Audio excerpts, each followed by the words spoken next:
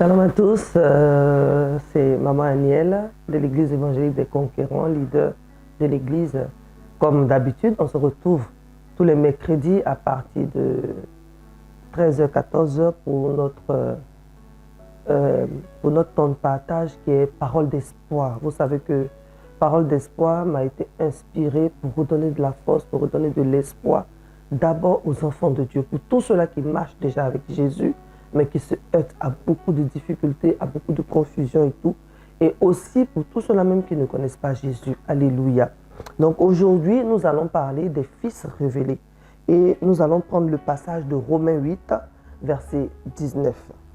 Beaucoup de personnes connaissent très bien ce passage, mais c'est dessus que nous allons développer aujourd'hui notre temps de partage. Aussi, la création attend-elle avec un ardent désir la révélation des fils de Dieu. Amen. Ça, c'est ce que le passage nous dit. Et comme nous disons aujourd'hui, notre thème, c'est les fils révélés. Les fils révélés sont ceux-là que Dieu a mis à part pour le grand réveil spirituel qui a déjà commencé. Amen, amen. Ce sont aussi des personnes consacrées qui ont pour mission de révéler le nom de Christ, de Jésus, et de propager son évangile. Alléluia. Voici l'identité de ces fils-là. Les fils révélés sont ceux-là que Dieu a mis à part pour le réveil spirituel, mais aussi ceux-là qui sont consacrés pour relever le nom de Jésus-Christ et de propager son évangile. La Bible dit que le monde attend avec un ardent désir la révélation des fils de Dieu.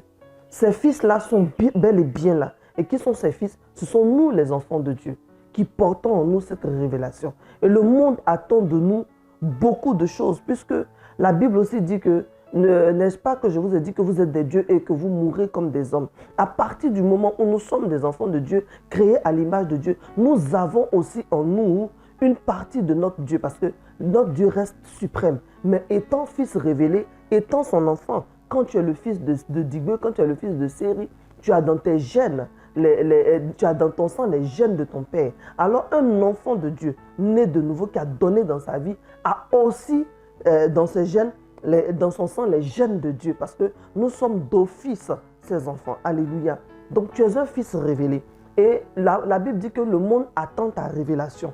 Et au lieu que toi, tu sois à ta place pour donner cette révélation du fils que tu es, de ce que Dieu t'a donné pour aider et pour emmener et pour propager le nom de Jésus-Christ, afin d'emmener ceux qui n'ont pas encore la révélation dans la révélation. Tu es dans l'amertume, tu es dans la souffrance, tu es encore sur toi, sur tes difficultés, sur tes problèmes. Alors que tu es un Dieu avec un petit dé, parce que tu as les gènes de ton Père. Tu as ce qu'il faut, tu as la solution et la réponse pour l'humanité. Mais la solution est en toi, le plan divin de Dieu est en toi, et toi tu pleures. Et toi tu continues d'attendre de l'extérieur quelque chose qui va venir pour toi.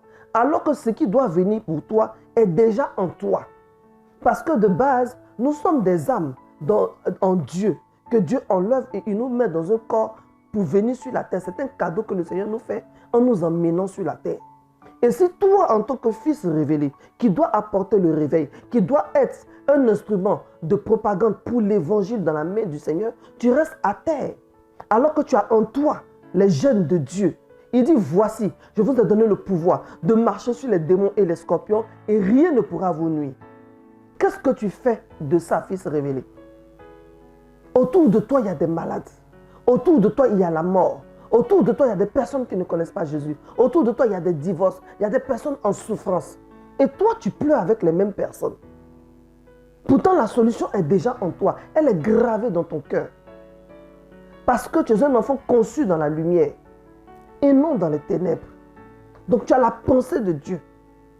Tu es ce que Dieu a emmené comme solution pour répondre. Mais si la solution même pleure, alors qu'est-ce que va faire la question? Parce que tu as la réponse. La question pleure pour attendre la réponse. Mais si la question en pleure et que toi, la réponse aussi, tu pleures, il n'y aura pas de solution. Je suis venu te dire que tu es porteur de vision. Tu es porteur d'espoir. Tu es porteuse de solution. Dieu a mis en toi. Il y a quelque chose. Vous savez, l'appel n'est pas toujours pour tout le monde de voir des songes, de voir certaines choses. Mais ce qui est dans ton cœur, ce qui est gravé dans ton cœur, tu sens une aspiration, tu sens quelque chose dans ton cœur qui est pour toi.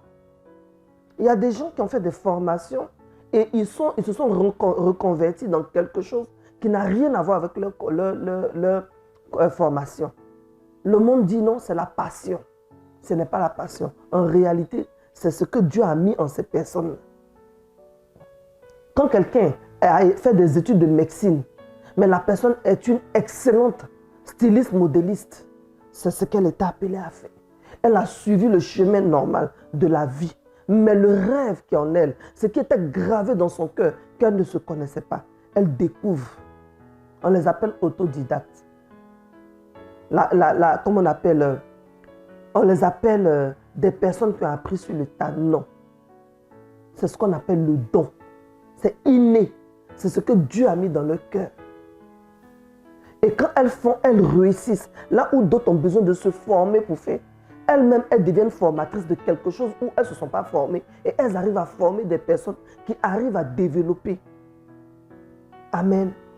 Tu es un fils révélé. Tu es une fille révélée. Et Dieu a besoin de toi pour apporter la révélation. Tu es appelé à servir Dieu. Tu continues de raisonner. Tu continues de dire, tu attends de voir certaines choses avant de te lever pour servir Dieu. Ça ne viendra pas. Si tu ne te lèves pas, ça ne viendra pas. Dieu a besoin de toi parce qu'il y a les cancers, il y a beaucoup de maladies et il veut te donner la connaissance. Bien que tu n'as pas fait la médecine, mais il dit, j'ai donné les plans pour la guérison des nations. Et il veut te donner cette révélation-là pour t'utiliser. Parce qu'avec Dieu, il n'y a pas d'opiniâtre. Avec Dieu, il n'y a pas d'incurable. Impossible, c'est pour les hommes. La Bible dit que là où la limite de l'homme s'arrête, c'est là où celle de Dieu commence. Il a l'intelligence pour t'emmener là où il y a les barrières infranchissables. Que toi, tu sois la solution pour que les barrières soient franchies. Mais tu pleures. Je suis venu te dire que tu es une réponse. Lève-toi et lave et essuie tes larmes. Et ce qui est gravé, le plan divin que Dieu a gravé en toi, doit s'accomplir. C'est maintenant. Arrête de reporter. Parce que quand tu prends des résolutions qui sont gravées et tu es convaincu que c'est le moment de faire ces choses, et quand le Seigneur arrive, parce qu'il est d'accord avec toi, et quand le Seigneur te visite, qu'il arrive, tu reportes demain, après-demain. Entre-temps, le demain là, l'aujourd'hui était déjà le demain. Parce que hier, tu avais dit demain. Jusqu'à quand pour que tu te lèves? Jusqu'à quand tu vas passer ton temps à reporter, à aller de report? Tu ne te sens jamais prêt. À quel moment te sentiras-tu prêt?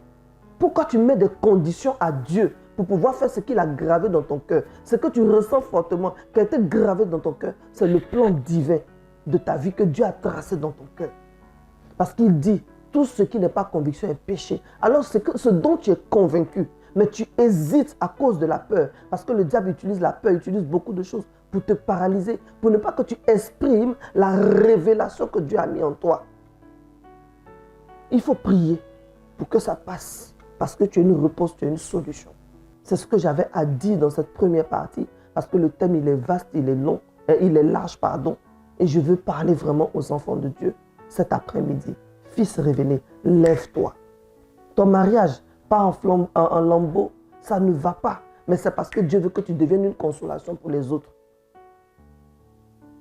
Tu cherches du travail et ça ne vient pas. Mais peut-être que tu es toi-même le chef d'entreprise qui doit employer.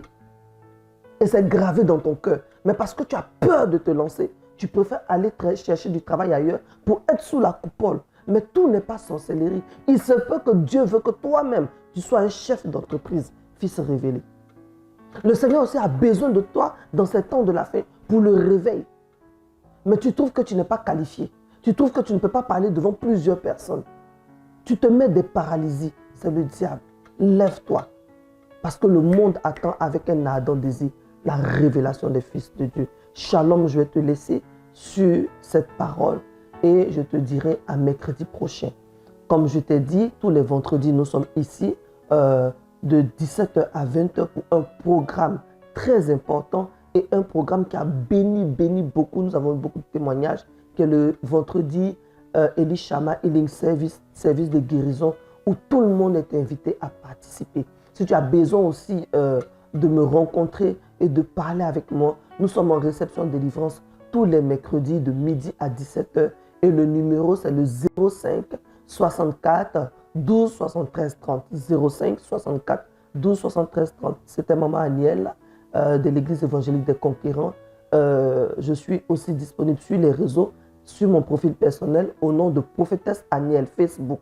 Ma page Facebook, c'est Prophétesse Aniel. Ma page TikTok, c'est Maman Aniel. Sur YouTube, nous sommes là-bas au nom de Église évangélique des Conquérants. Et sur Facebook, l'Église évangélique des Conquérants a sa page. Je t'invite à t'abonner massivement et à partager les vidéos pour emmener d'autres personnes parce que je crois que c'est le 7e épisode et tu pourras, comme on appelle, exhorter à travers toi en partageant, en permettant à des personnes de s'abonner. Elles pourront suivre aussi avec toi Parole d'Espoir. Parce que très bientôt, on va passer au temps de témoignages de tous ceux qui suivent ces paroles et pour apporter des témoignages qui vont encore édifier certaines personnes qui hésitaient.